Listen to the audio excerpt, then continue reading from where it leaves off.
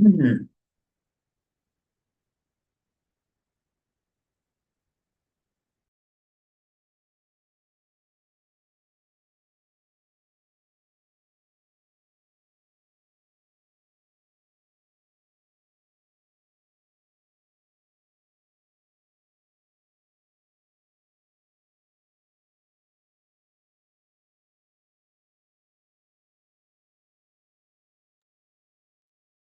Hello, everyone, and good afternoon from Dubai.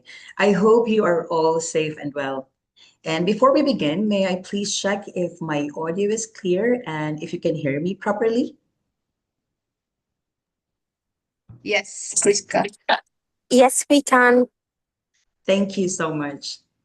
And of course, welcome to our 93rd live webinar. My name is Triska, and I am delighted to be here with you all today, together with the TDCC training team. And we are grateful to have you joining us for another meaningful session.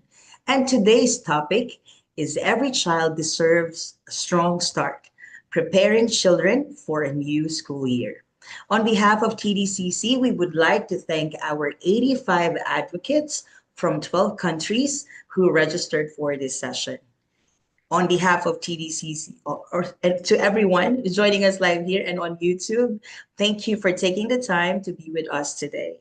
And please allow me to acknowledge our registrants from England, Greece, India, Kenya, Lebanon, Philippines, Qatar, UAE, USA, United Kingdom, South Africa, and Tunisia. So wherever you are, good morning, good afternoon, and good evening. And before we start, let me share a short video about TDCC and our esteemed speaker for today. Thank you.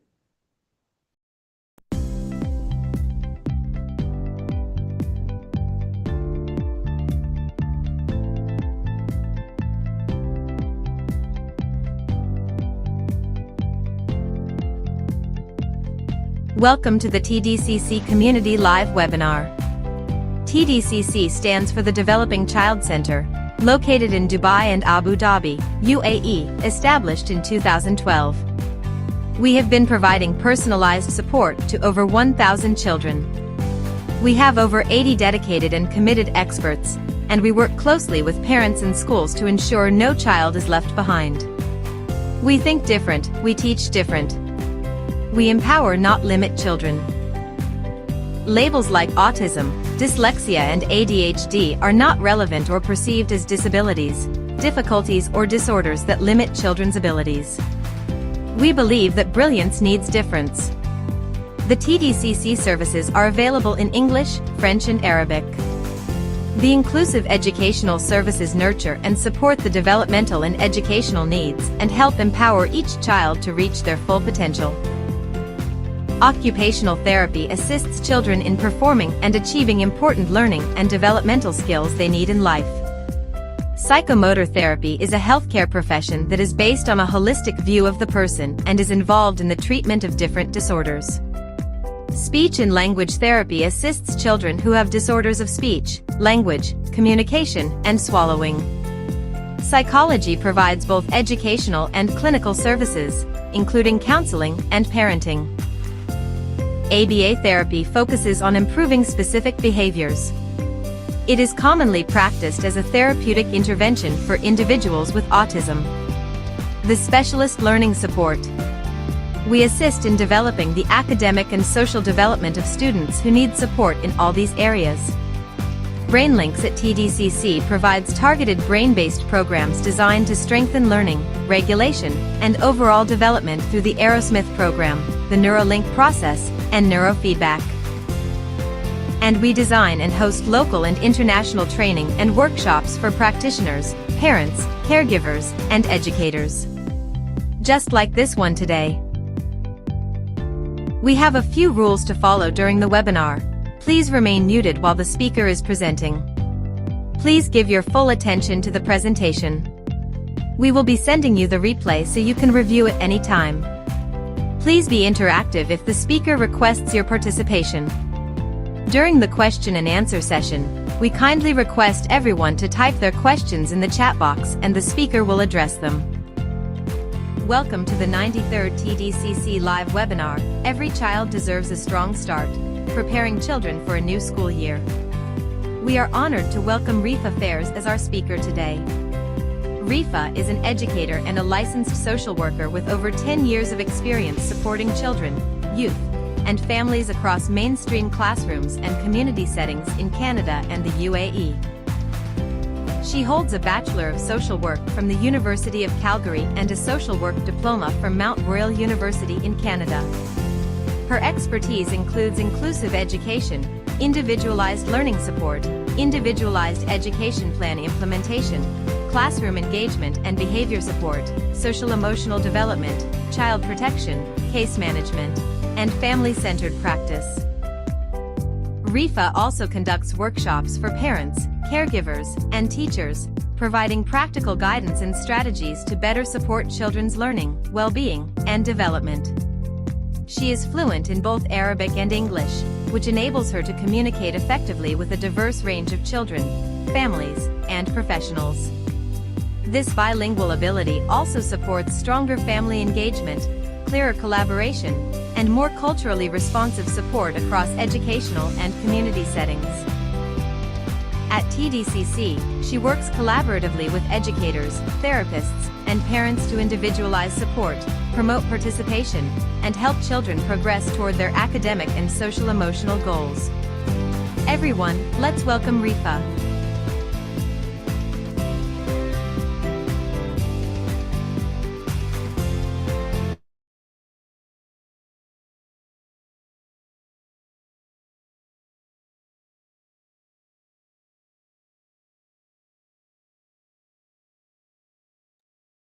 Hello, everybody. Can you hear me? Yes, we can. Oh, Yes. fantastic. Awesome. Just give me 1 second here.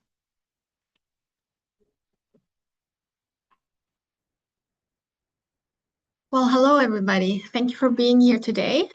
I appreciate you taking the time to be with me and to spend the next hour together. Thank you for all the people that are attending from different countries. It's amazing to know how we can make this world so small and be able to share experiences and knowledge and questions from all over the world. So I'm really happy to be here, and thank you for choosing the time to be here. And for the intro, Kriska. Can we just confirm that the sound is good? Yes. One more time? All good. Yes? Perfect. All good. Fantastic. So I'm very happy to be here today to share some of the information that I've gathered over the past 10 years working with kids and families. And as the intro said, I am the social worker here at TDCC. And today we're going to talk about a lovely topic. It is preparing our children for a new school year. So our agenda for the day is we're going to talk about a few things, and I'm hoping these are all important informations that kind of relate to your everyday life, whether you're an educator, whether you're a parent, whether you work with children from all walks of life. So we're going to cover, of course, we chose the topic because this is the time where a lot of our children, a lot of our parents, a lot of our educators are preparing to return back to school. It's a time that's filled with mixed emotions. We see kids that are super excited while nervous. We see parents that are super excited while nervous, and same thing with educators. You know, anything that's new can be exciting, can be nerve-wracking a little bit, and that's okay. So some of our kids might be starting a new grade. Some of them might be moving up or starting school for the first time, going to a new school. We might have also parents or educators for little ones, little kids that are just starting kindergarten or daycare. So really the information in this workshop, I try to make it apply to all kind of individuals from different walks of life and different developmental stages. And I would say I've also included things that would support children that are considered neurotypical and neurodiverse. And you'll see as I go through my slides, there are parts where I'll provide specific tips for parents and then I'll provide specific tips for educators. So you can get the best out of both sides. Yeah, so we're going to cover why is preparing for school important. It's really good to know. Understanding school transition through a social work lens, how to support your child before and during a school transition, how to spot if your child is struggling, and how to respond to transition challenges using a child-centered and a strength-based approach. And when you need extra support, who are you able to connect with? And at the end, we'll cover all the questions. As the intro said, if you have a question, please drop it in the chat and I'll be happy to get back to it towards the end of the presentation. So first, I want to walk you through this kind of mental image. So I want you to close your eyes and imagine with me that you have landed at an airport in a country that you're not familiar with. You're traveling somewhere and suddenly you had to land unexpectedly somewhere you're not familiar with. You don't speak the language. You're not sure where you're going to go next and who's meeting you, when is going to be your next flight, where is the bathroom, are you going to be able to eat something, when are you going to eat your next meal, and you don't know about your next flight or when you're getting home or if someone's picking you up and at what time. Now, I'd like you to insert in the chat box some answers about how would you feel if that were you in that spot.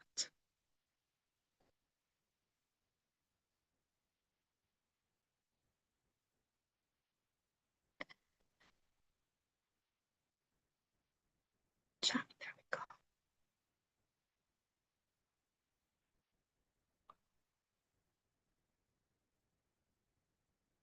I, for some reason, cannot see the answers in the chat. Oh, there we are. Okay. Anxious, worried, anxious, nervous, worried, scared. Absolutely. Absolutely. So you are absolutely right. You would feel anxious, you'd feel scared, you'd feel worried, you'd feel a little unsafe when you're not sure what's going on. Now imagine you're 6 years old and you're thrown in all of that. So this is just something to kind of place you in that place of how important it is to prepare our children for school. Thank you for doing that exercise with me. It just helps us to, again, center ourselves as we're talking about this. So why is preparing for school important? School readiness is more than just academics. Many parents worry about reading skills, writing skills. Oh, does my child know their alphabet, math skills? However, research consistently shows us that social emotional readiness is a stronger predictor of school success than academic skills alone. So if we look at studies from the last decade, they indicate that children's ability to regulate emotions, adapt to change, build relationships, and manage routines significantly influence how well they do in academics and in their well-being. So we know that preparing or successful transition to school and being successful in school is not just about academic skills. So we have to focus on the social emotional readiness of our child. And that's where I'll spend most of our talking, like our topic today, that will be focused on social emotional, how do we prepare our children? So for parents, as we're walking through the presentation, if you can keep in mind, if you're taking notes, I would encourage you to take notes. As a parent, what is one thing I can do this week to help my child feel more prepared, more confident, and more understood? Now, for educators and those that are working with children in different capacities that are influencing their life, I want you to think if you were a child and you were entering your classroom for the first time, what information would help you feel safe? So just keep those in the back of your mind. Maybe jot down some ideas, things that are small, practical, applicable, nothing major. It's just something to focus yourself on as we go through the presentation. So why is preparing for school important?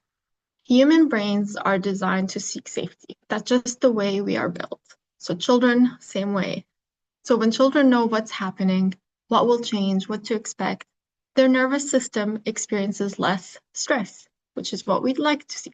So researchers studying child development and stress regulation have found that predictability reduces uncertainty and promotes emotional security.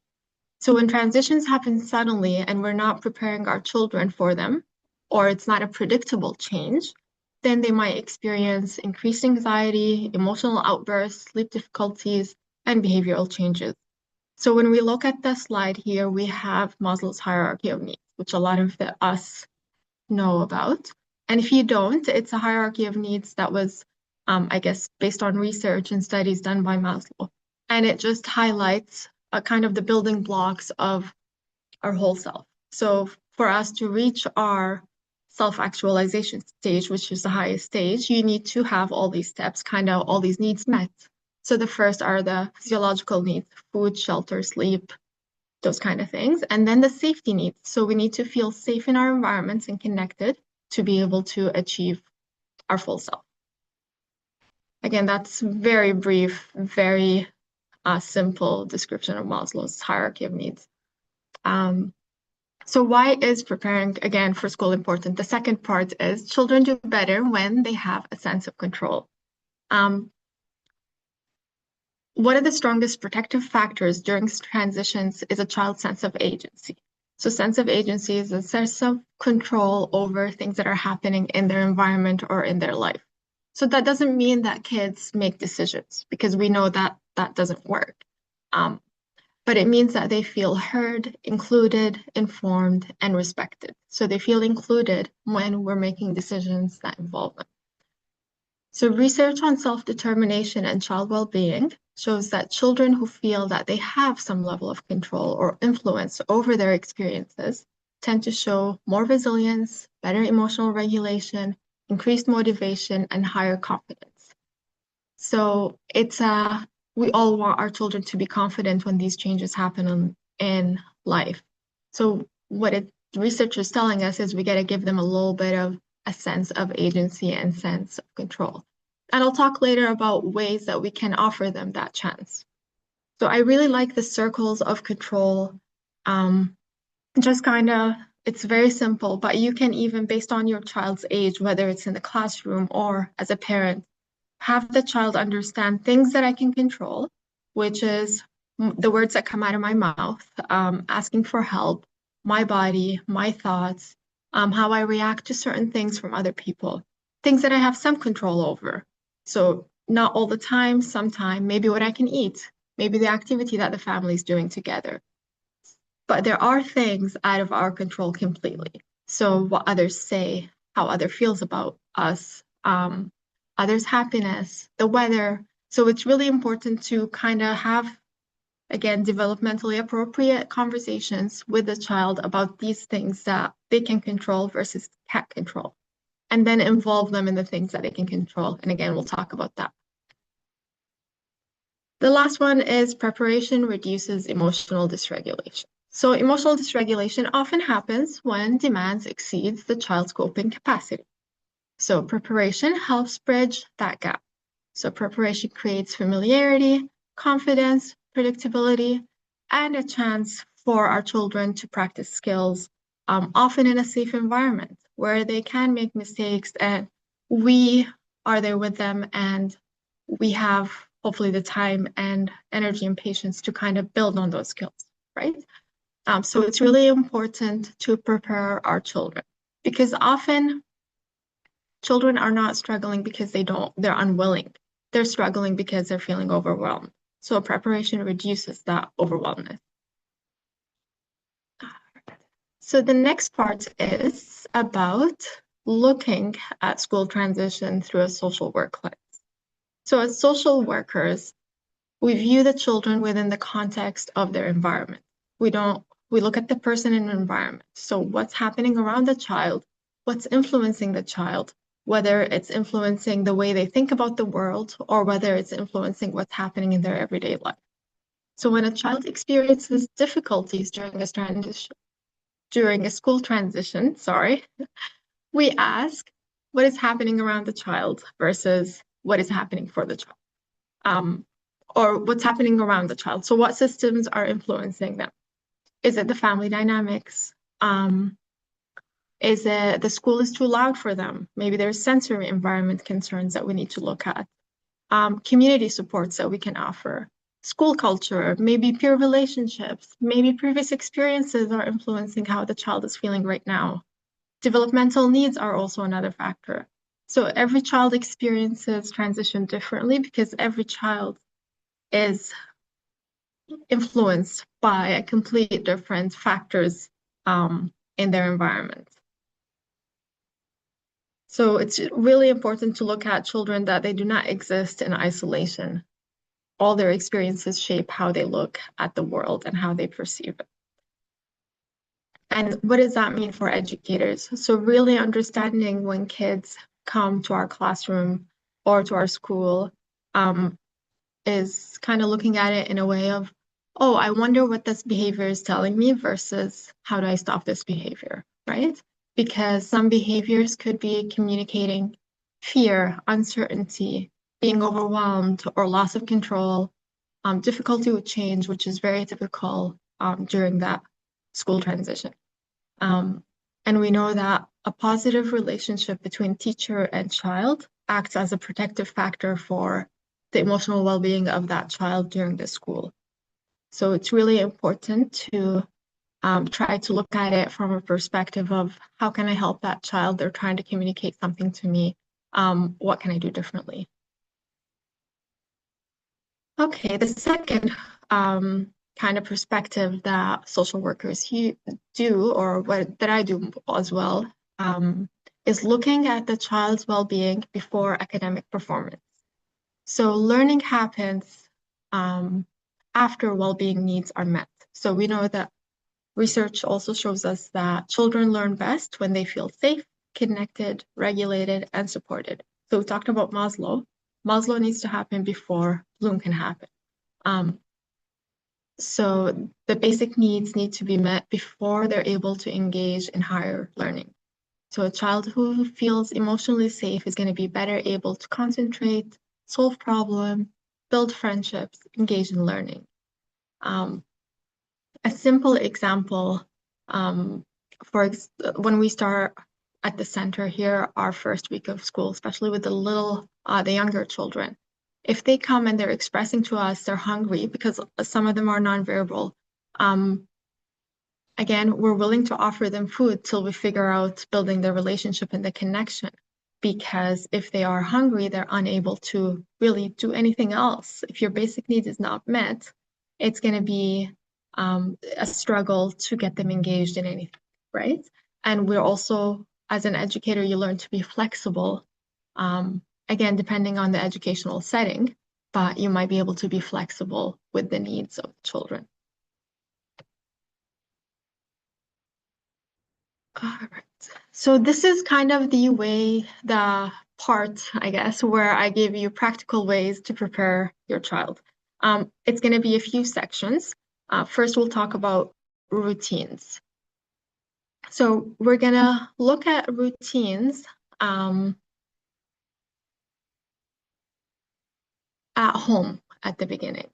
So children really benefit from routines. Routines create predictability and support emotional regulation.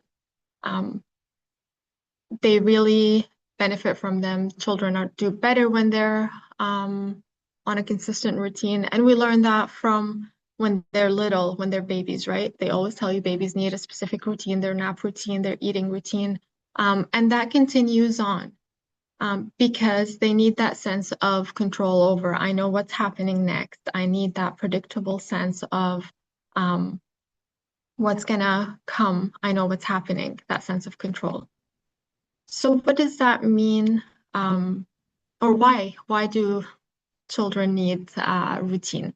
Because it supports their emotional regulation, their executive functioning, it improves their sleep quality, it reduces stress, and as I said, children thrive when their day feels predictable. So what does this mean for parents? For parents, it means it's good if you're able to create a sense of routine in the home, because that gives them that sense of predictability. So if you can have a consistent bedtime routine, a predictable morning routine, meal times, and clear expectations of what they need to do. what does that mean for educators in the classroom? So it's important to understand that when kids come to the school, they come from, homes with different levels of expectations and different levels of routine. So my house is going to have a different expectation and routine for my children than my neighbor's house.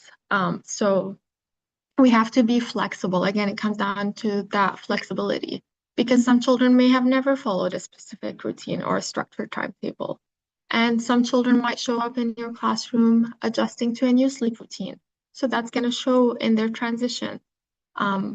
So we need to be, again, compassionate when you're looking at these children, at the children who are struggling, and view them as learners who are adapting to a new system. How do we do that? Visual schedules. Visual schedules are amazing in the classroom, especially for neurodiverse children. We use them in our center often. Again, communication cards, consistent daily routine. So your child knows when they're entering your classroom, this is what's expected of me. This is what I need to do. Advanced warning before transitions. So giving them that heads up, you know what, you have 5 minutes and then we're going to switch to the next activity. And predictable classroom expectations. So again, having those, whether it's visual, whether they're communicated, often we like to have them on the wall so they're consistent reminders for our children, because class predictability, again, reduces stress and improves emotional regulation. So here, my recommendation would be for parents, as we're getting ready for school, is start school routine 2 to 3 weeks earlier. Gradually introduce your new bedtime routine, maybe bringing the hours earlier. We've all had summer break. We've all had lots of fun and lots of travel and lots of mixing with other people, seeing family and friends.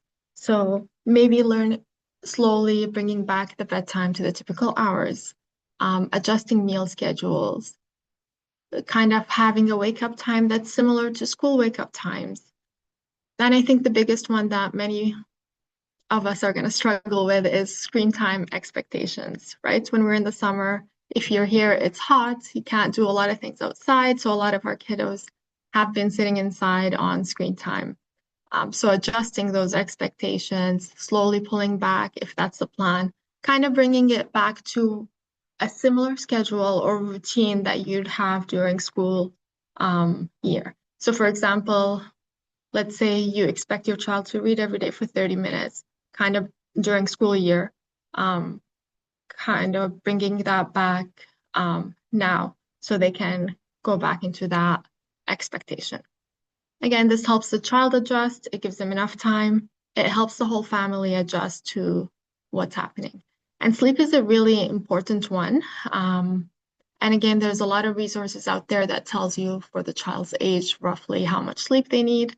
But if we want our children to do well in school, sleep is definitely an important one.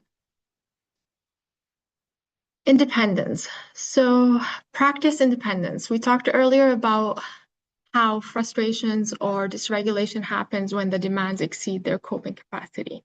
So it's really important to try to offer our children opportunities to practice independence. So you can focus on skills that they're going to need to use when they are in their educational setting. So in their school, in their daycare, in their kindergarten. So for example, toileting. Some educational programs need the child to be fully toilet trained. So you can definitely focus on mastering maybe that skill if there are still aspects that need to be worked on. Dressing. Some children, when they're going to kindergarten, now they're going to be doing swimming, for example, alone at the school. So they are expected to be changing into their swimsuit. So now let's say in the next 3 weeks, every time we go swimming, I'm going to offer my child the time to change on their own, put on their swimsuit, and then afterwards take it off, dry themselves, put on their clothes. So offering these little opportunities to practice independence. Again, the goal is not perfection. The goal is building that confidence. They need those skills. They need to feel confident to start doing these things on their own. And then that's where again, perfection is not the goal, but that's where they'll be able to do. Again, the other part is packing bags. At school, they are expected to be pulling out their lunch, putting it away, packing it up, filling up their water bottle, managing their lunch containers. That's a big one as well. Organizing their belongings, sorting them out, putting a sweater on. So again, these little skills that they need, putting their shoes on, it's good while we're transitioning them. We have them practice those, build the skills so they're able to do it in the school and feel confident and good about it. Create visual supports. So again, we talked a little bit about visuals, but visual supports are really helpful for children to understand what their routine looks like or what's expected of them for that day. So as you can tell, I put a picture of a morning routine and a night routine. This kind of helps the child understand, well, I need to do this and this and this and this. And what I like about these is they can actually move it and stick it when they finish it. So it shows them what else is outstanding and what have they completed. Again, this is really good for neurodiverse children and younger children. And you can be really creative with it. I believe my colleague Mary Jane from Dubai did a presentation a few weeks ago about visual support. It should be available to access, and it was really informative. So now we're going to talk about community and school visits. So community and school visits. We know that research on exposure and anxiety suggests that familiarity reduces fear. So this even applies for big people, not just young ones. When an adult, for example, is starting a new job, if the drive is 45 minutes away, usually you want to practice that drive, for example, or if it's in an area that you're not aware of, you might want to check it out so you can reduce those maybe fears or anxieties for that first day of work. Same thing for our children. Whenever possible, I would recommend for parents to take the kids to the school, to visit the school, walk around the grounds before school starts a few weeks. Show them what the drive is going to look like if you're going to be doing the drive with them every day. Talk about what you see along the way. And explore the playground. This is a really, I think, positive, especially for young ones, is if you're able to take them to the playground ahead of time while it's empty and just let them play on the playground, get familiar. Often they get excited about playgrounds. So it's kind of a good way to get them familiar with the setting, because the more familiar the setting is, the less threatening it would feel. So this helps your child build confidence, maybe ask questions, and it helps them see what it's going to look like, so it becomes less scary. And I think for a lot of children, visiting this place with a safe person is really comforting versus doing it alone. Now, what does this mean for educators? I think for a lot of us educators, we can support transition by the orientation. Many schools will do the orientation events, virtual tours or in-person tours, social stories. So one thing that we do at our center is creating social stories for our children that we send ahead of time that show the education team who's going to be working with the child, so a picture, and it also shows the classroom and the hallways and the center, what it looks like on the outside. And if they're taking the bus, we like to show them a picture of the bus so they know what they're going to be, how they're going to be getting into to the school. And that's another thing. If your child is going to be taking the bus every day, maybe familiarizing with what the route is going to look like. I'm not saying drive the bus route. Definitely don't do that. But just, ask to go on the bus maybe. Meet the bus conductor who's going to be there. Just kind of tell them what the process is going to be like, especially if it's the first time and they're young and they're going alone. Again, just to make it less scary. So as we said, environmental familiarity significantly reduces stress during transition. So just as an educator that's working with children, just think about, as we're starting a new year, how accessible is information about myself and the classroom for families to help their child kind of with that transition before school begins. Creating positive associations. So when you're visiting the school, driving the route, when you're talking about school with the children, talk about interesting things that you noticed. Having that positive association between school and whatever the family's doing is really important because, again, it brings that sense of comfort, familiarity. So avoid overwhelming them with a lot of information or questions, but sharing exciting opportunities, things they might like about the school, or that will get them excited about the transition. Reading books about school. I really like this one because stories help children process experiences indirectly. So they get to see what it's like during a story for maybe another child's experience. And books allow them to identify emotions, to ask questions, to explore worries safely. And it also allows the parent to have that conversation with the child. So how would you feel if you were in Lulu's place, for example? I'm looking at Lulu's First Day, the book. How would you feel? Do you think, you can just explore a whole range of feelings about school and starting school. It's a really nice, intimate way if you're sitting with your child to learn about how they're feeling about this transition and preparing them.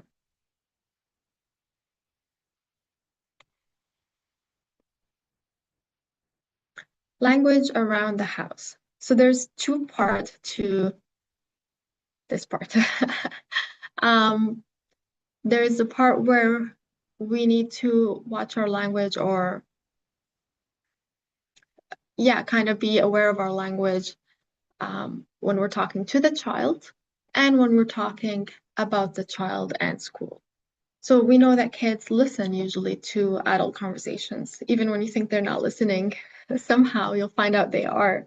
And research demonstrates that they absorb the emotional message communicated by adults. And through communication, we make sense of the world, right? So they're absorbing that, making sense of what's happening. Again, parental anxiety influences the child's anxiety. So really watching how we're talking about the child in front of other professionals, other people is really important. So always focusing on the strength and the positive. The other one is how we talk to the child. So if I'm talking to a child and they're having a hard time, instead of saying, you're okay, maybe we can try saying, oh, I can see this feels difficult now. I think I have a little bit more details here. Yeah, helpful language. Instead of you'll be fine, I know that this is something new and we'll figure it out together. Instead of don't be nervous, it's okay to feel nervous and excited at the same time. So watching our language, whether it's in parenting or educators, because the language, again, builds their sense of self, their self-image. So sometimes we hear, oh, don't be scared, don't be, I don't know, a baby. Like we have all these, depending on how you grew up, where you grew up, there are ways that sometimes we dismiss feelings rather than sit with the child and tell them, it's okay. And I'll talk a little bit more about this when we talk about dysregulation. So normalizing the feelings and normalizing the mixed feelings that come with the transition to school. And this, as I mentioned earlier, this could be for educators and for adults that are involved in this, right? If you're a parent and this is your first child going to school or last child going to school, it can be exciting, nervous, curious, sad, all at once, and that's okay. Highlighting strength when we're using, when we're talking to our children. So regularly reminding our child of the things they can do well. because that builds their confidence while we're transitioning. Times that they've had something challenging and they've overcome it, skills that they already have that you see them practicing every day that shows resiliency and strength.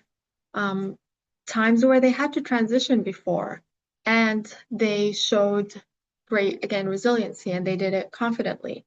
So kind of being aware of all these instances that are going to build his or her confidence, and just make them feel like they're able to do the transition. Personal preparation. So with personal preparation, we talked a little bit about the circles of control earlier and how if they have a sense of agency, they usually feel more confident when they participate, right, in the preparation. So including the child's voice promotes self-determination, confidence, and ownership of what's going on. So invite them. How can you do that as a parent? Invite them to choose their lunch containers, to select school supplies, pick backpack accessories, or even pick a backpack, organize their workspaces. Again, these small little choices increase their sense of ownership. So again, we talked about things that they can control. Now, if you know, for example, that your child, if you take him to a backpack store, he's going to be distracted and he's going to want everything. Then what I would do is maybe take pictures of 2 that you think he's going to like or she's going to like and show it to them at home, or 3, right? And then purchase that. So you can try to do it in a way that it still feels successful, where you're not setting yourself up to fail. So it could be, like I said, the pictures or online. You know what? You have one of these 2 options. Do you want the red or the yellow? Things like that increase their sense of ownership and participation. Now, what does that look like for our educators? I think it's about keeping the child's voice really at the center of it. So understanding what helps your child learn, what helps them calm down, what are they excited about? Again, we're talking about different developmental stages, right? So if they're able to have those conversations, that's fantastic. But it's good to engage with the child, because too often we don't engage with the child to understand them more. So we encourage meaningful participation because research shows that children experience greater well-being when they feel listened to and respected. So in the classroom, if we can have that, that would be great. I think I have a little activity that applies for younger children. It's like a little about me profile. And again, a lot of schools do this in their social emotional learning curriculum, which is amazing in many of the schools. But I did this with some few children. Oopsie, sorry. So it's really, you can pull out a format. There's a lot of them online. We just kind of did it on paper, just helping the child identify things they like, things they're good at, things that help them feel calm, and things adults should know about them. This activity, again, I think I made it fun. Favorite food, favorite animal, things I like to do, favorite color. So you can really change it however you want. And then what helps me calm down. These activities help the child understand, or create that self-awareness within and that self-advocacy, because it shows them, when they write down what helps me calm down. Well, let's say this child, I think, wrote watch, play, park, and walk, if I recall correctly. So now I know when this child is having or they're dysregulated or they're having big feelings, I can take them for a walk and we can discuss that. We know that this is a way to connect. And this increase because we're giving them that voice that later on in life they can say, you know what, I need to go for a walk or I need to take a breath. So it's kind of creating that awareness of what's going on for them. The other thing that is really important is having conversation, again, with your child based on developmental ages and stages. let's say if a scenario were to happen where you need help at school, who are you going to go to, right? So giving them the information so they can advocate for themselves. So if your friend is hurt, who can you go to at recess? Well, I can go to the teacher, the nurse. So naming a few. Who's a safe person you can go to if you're stuck somewhere? So kind of helping them learn how to think, how to process when these scenarios come up. We work with many nonverbal children. So what we have is a one-page profile. So for our educators in the classroom, we have a profile. We collect the information from the parents. And based on our knowledge of the child, it keeps changing. But we have like the child's favorite, for example, toys, the things that they like to calm down. What are the things that maybe I think their favorite things. So we have these one-page profile that helps us understand each child. And again, as we get to know the children, we know them better and we change it, we update it. But it's really cool to see, you get to know your children at a different level. All right, now we get to the first day of school.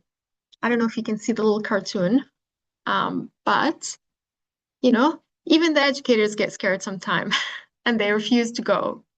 So it is absolutely normal to have a lot of different feelings on the first day of school. But what we need to do is start the morning calmly.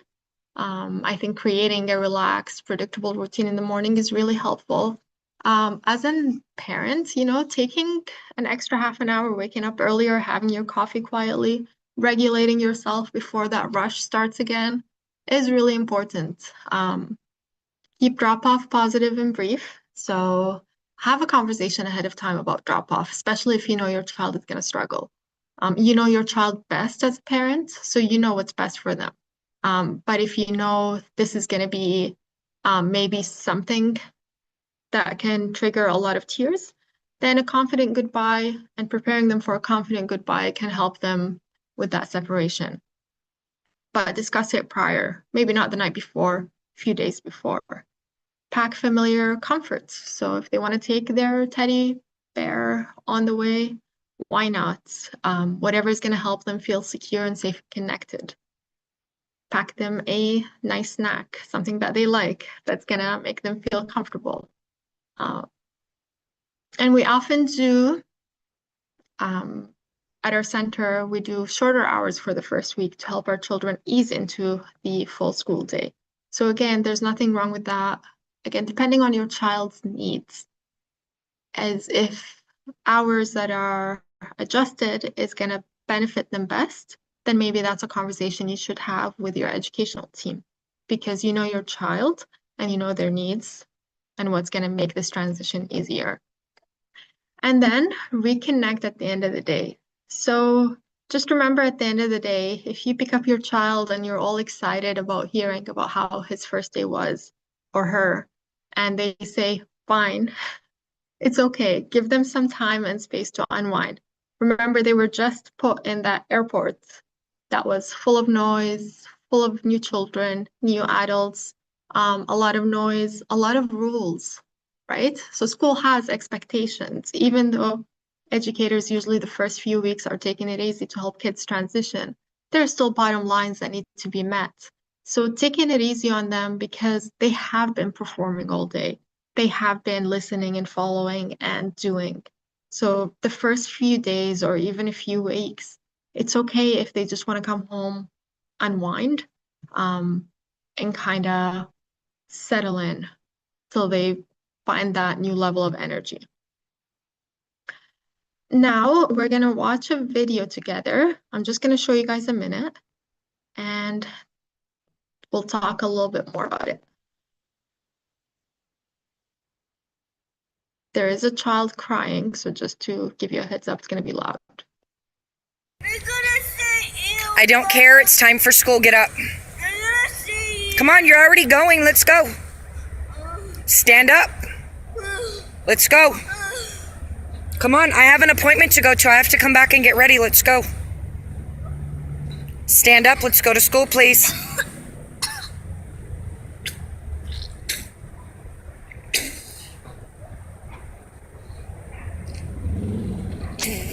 Come on, get up. Get up. It's time to go to school. You're not sick. You're faking it. You're making a big old deal out of nothing. Get up. Come on. All right. So we can tell that the child is struggling with going to school. What behaviors do you see that tell you that the child is struggling? If you can drop them in the chat, that will be fantastic. I figure out how to get to the chat. Let's see.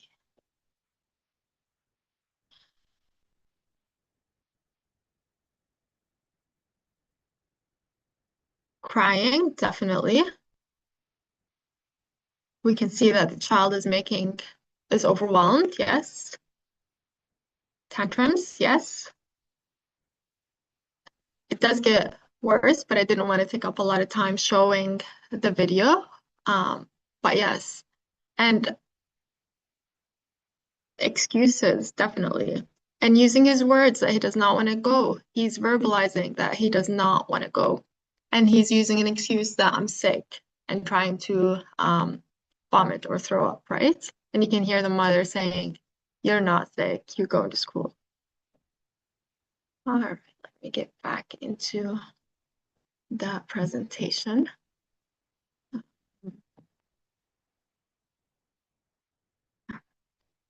So we saw, I don't care. sorry, there we go.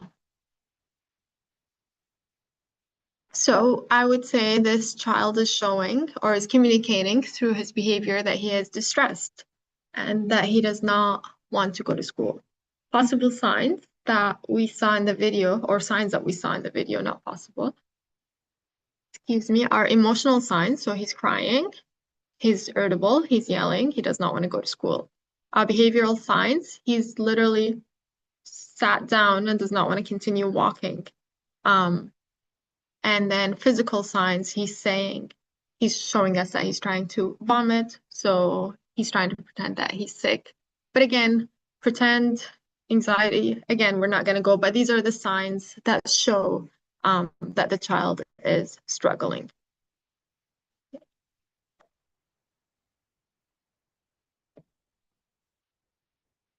So how do we support our children's emotional well-being while we're facing these transition challenges?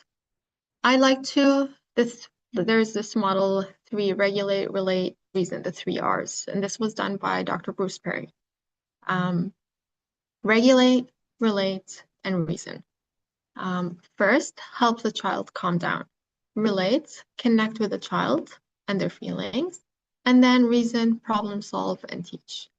Now, with regulate, I like to look at it as I am first regulating myself, because if I am not regulated, the child is going to pick up on my energy and they are going to, if I come dysregulated, it's just going to escalate. So when a child is overwhelmed, they can't think clearly. So I need to be the adult that continues to stay calm, that uses a gentle voice and help them feel safe so they can bring that dysregulation down. But again, I can't do that if I'm not regulated. So that's an important point. Relating, so connecting with the child. So connecting with the child's feelings, acknowledging and validating the emotions that they're feeling. I see this looks really hard for you. You show that you understand the emotion that they're going through or the experience they're experiencing.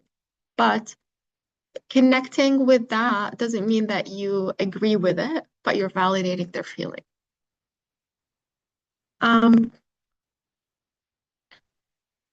forgot to mention, in regulate, really, your calm presence is often the most powerful intervention, because how you show up in that moment to help the child really determine what the next steps are going to be.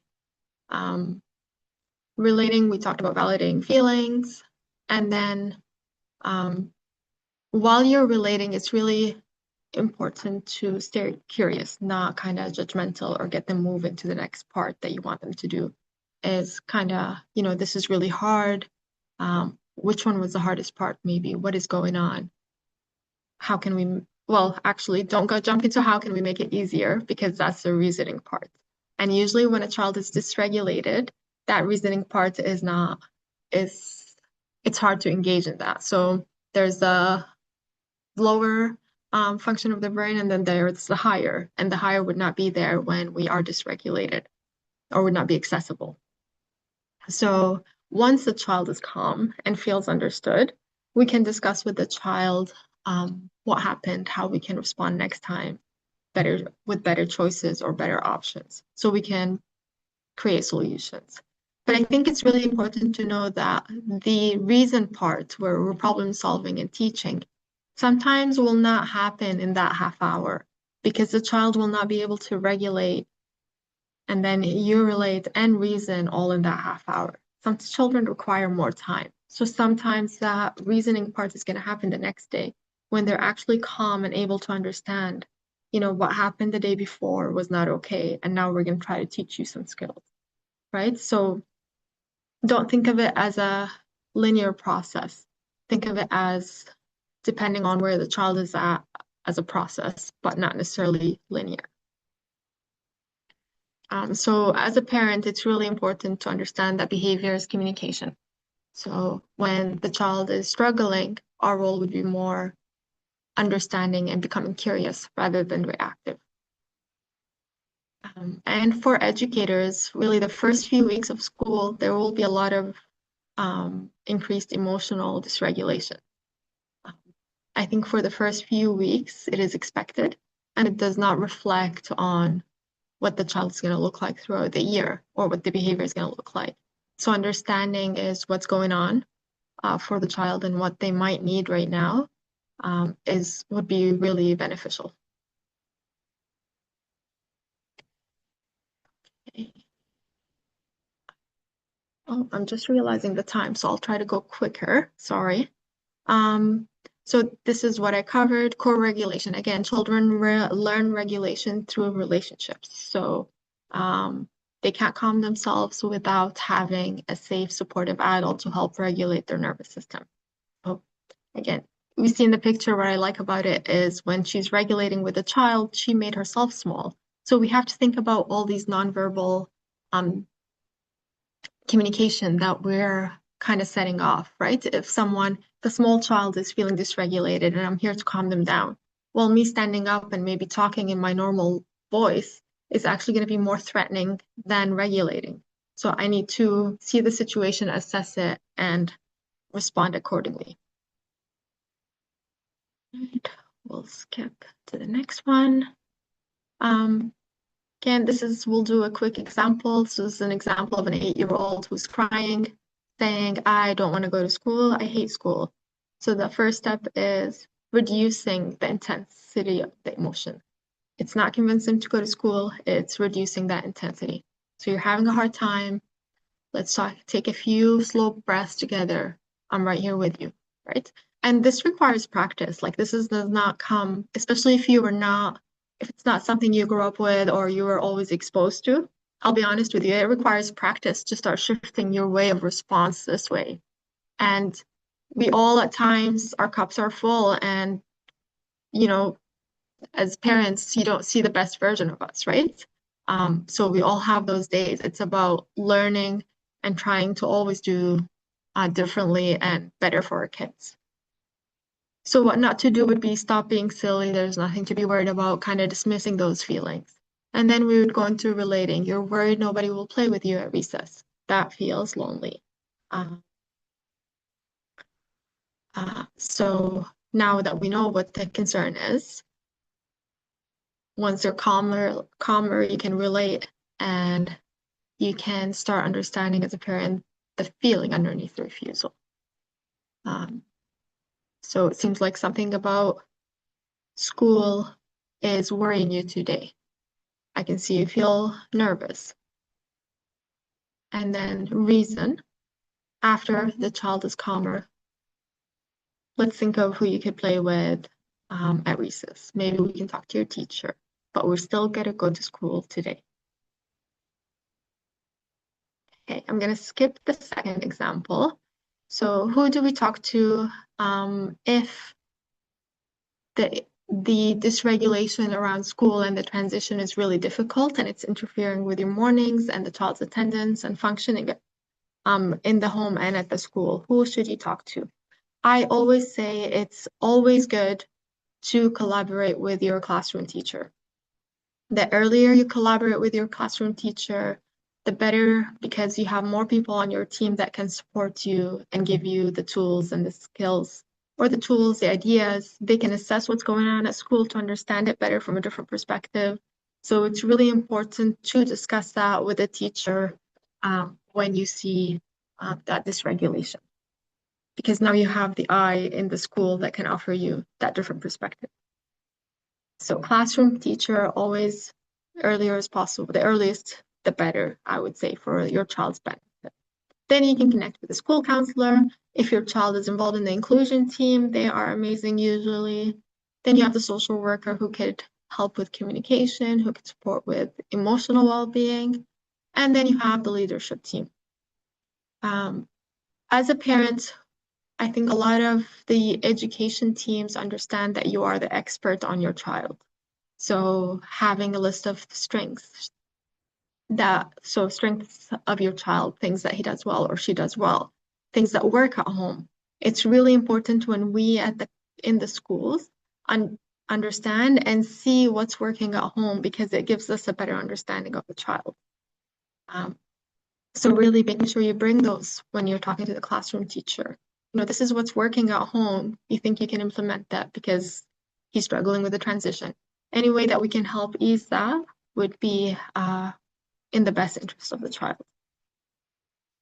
All right. Supporting yourself as a parent. This journey can be as well exhausting for the parents. It's a lot of feelings, a lot of mixed feelings, excitement, and worries, because we are also wondering, is our child making friends at school? Are they doing okay? Are they following the expectation? But your child's adjustment is not a reflection of parenting, any of that, really. It just takes time. Some children transition, take time. And remember that children do not need perfect parents. They need parents who offer them consistent support, emotional availability, and patience. So really, they need support, love, and a whole lot of patience.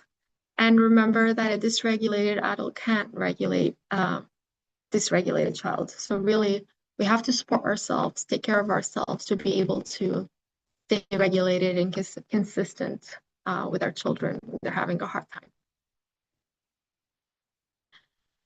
So school readiness is not a child's job alone. It's a shared responsibility. When children feel supported, families feel included, educators feel equipped, and school creates a safe environment, children thrive when all the systems around them work together. So the goal is not to eliminate all challenges when we're talking about children transition to school. It's really to help children believe that I can face new experiences because I have support, I have strength, and I'm not facing this alone, right? It's about building that confidence and that well-being and resilience, and that you're going to be learning for life. Questions? Sorry, I realize I went over. Don't know how to stop. There we go.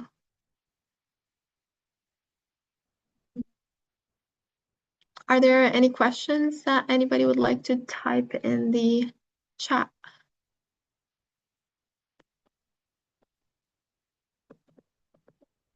Okay.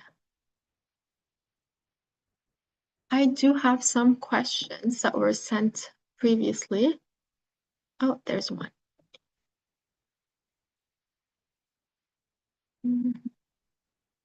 Okay, so I'll go to one of the questions that I received earlier.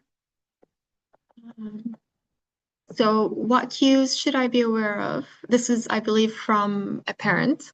What cues should I be aware of before school starts that indicate that my child is nervous? What should I be on the lookout for in his behavior? It's a really good question.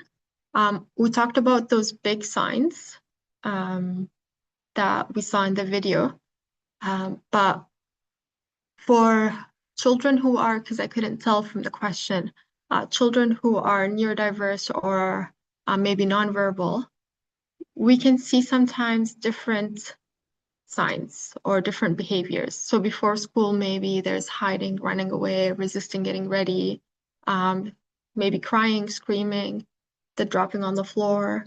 Maybe there's worries about the school, so sleep maybe might be impacted if they know school is coming, toileting accidents. At school, they might show refusal to enter or get on the bus. So there is those signs, maybe escaping behavior, trying to get away from school. And in class, there's usually less engagement or refusing to completely engage, crying. So I think these could be some behaviors that we might see if a child is nervous. But it wouldn't be one alone.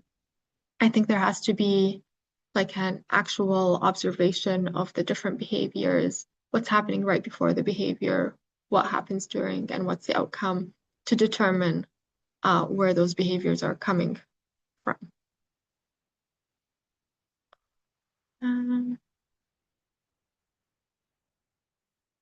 There is another question.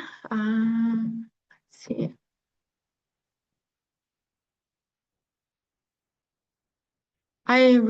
This question, how to help the children during vacations to stay consistent. So this is really interesting because often when we go on vacation or school, time off, summer break, all kind of rules fly out the window. I don't know if it's the same thing in many households, but it really depends on age and stage. I think introducing new routines a few weeks before school, setting expectations, explaining to children based again on their age and stage of development, the changes that are happening. What you can do also is transfer some of those learning goals that maybe you have throughout the year into their summer break. So let's say I expect my child to read 30 minutes a day. Well, we're going to continue that not just during summer, not just during school days, we're going to continue that over the summer. So then when we're shifting back, it's not a drastic adjustment. Yeah.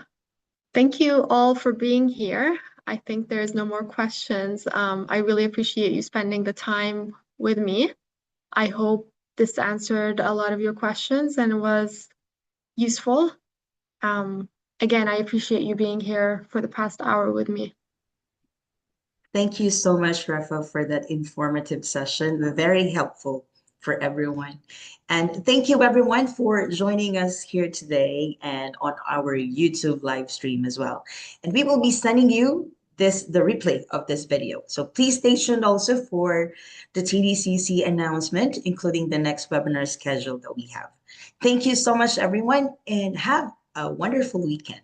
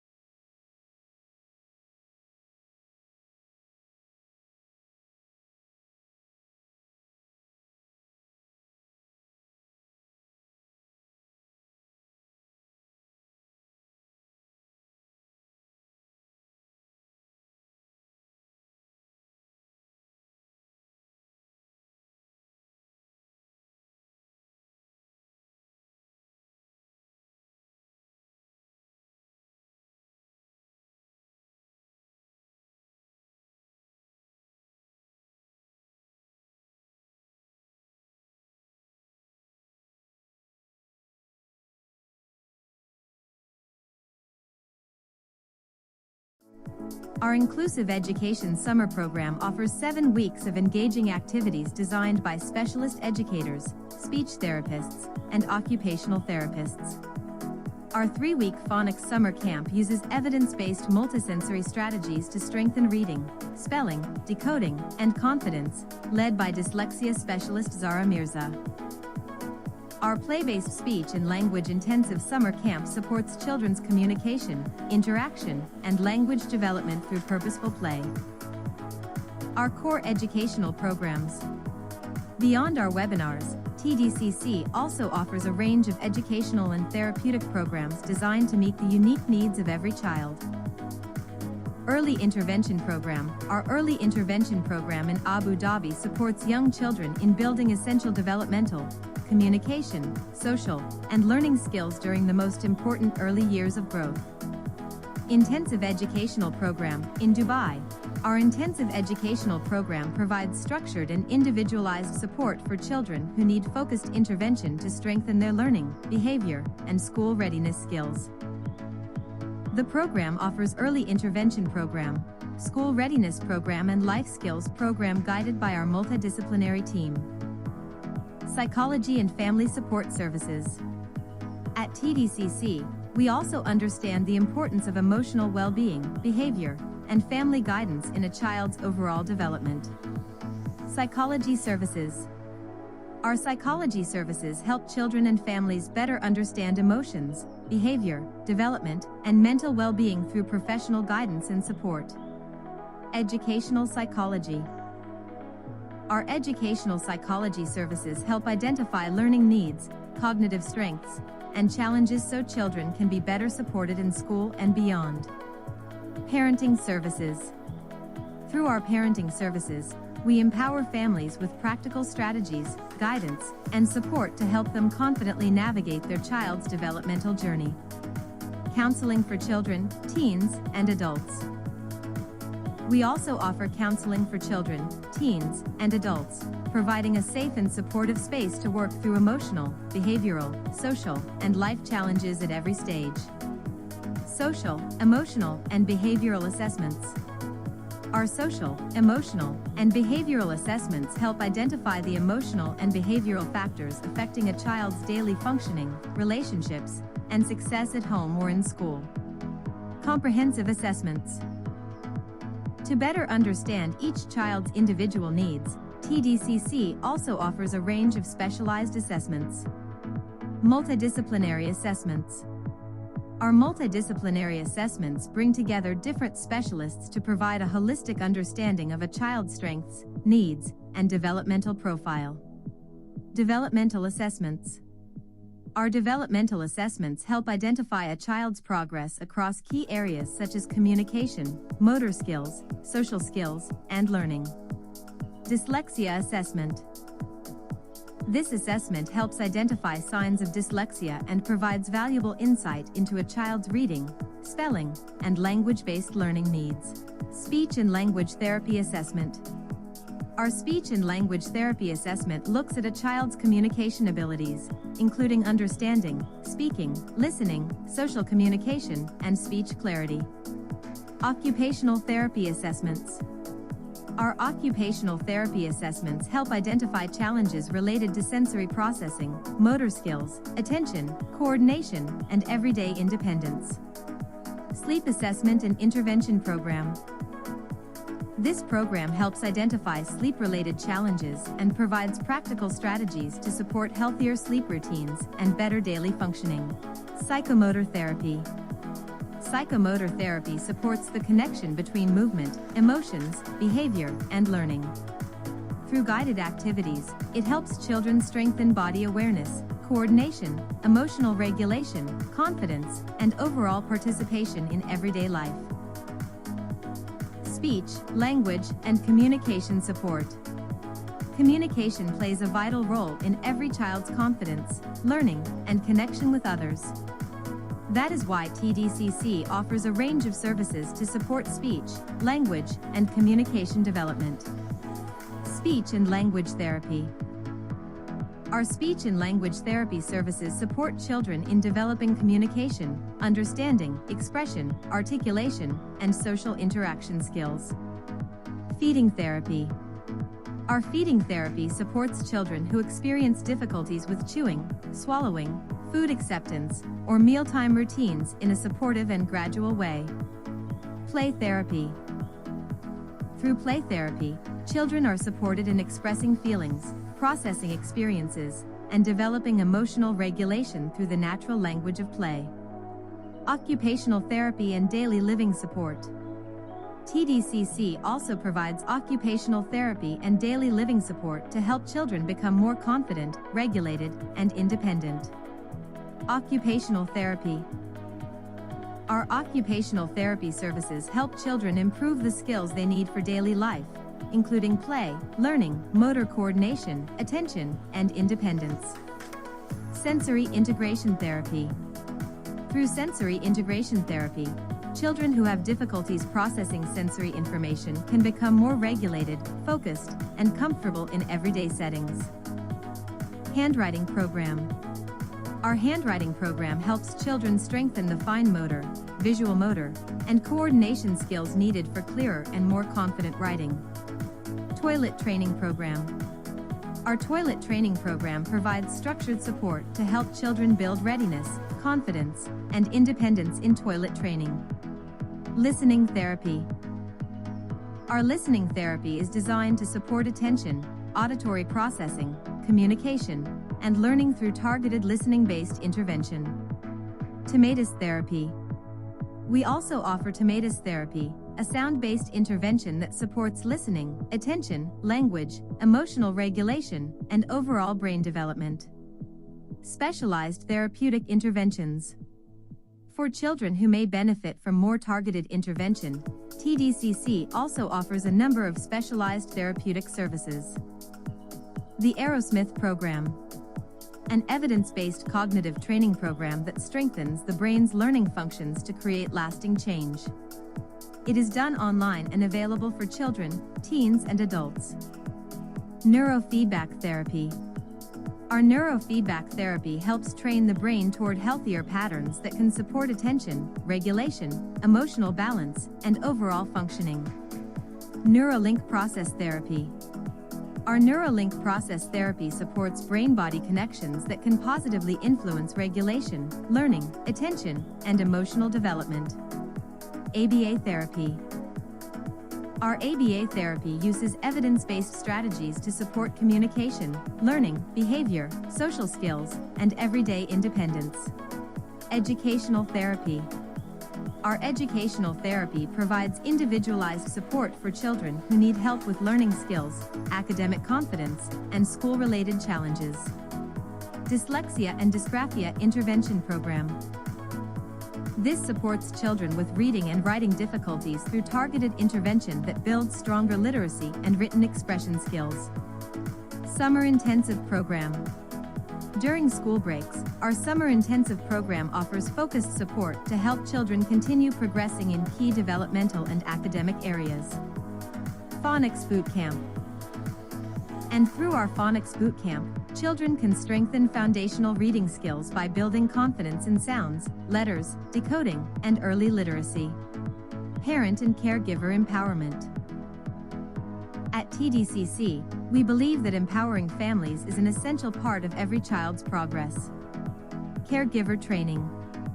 Our caregiver training equips parents and caregivers with practical tools and strategies to better support a child's development in everyday routines. Empower Me program.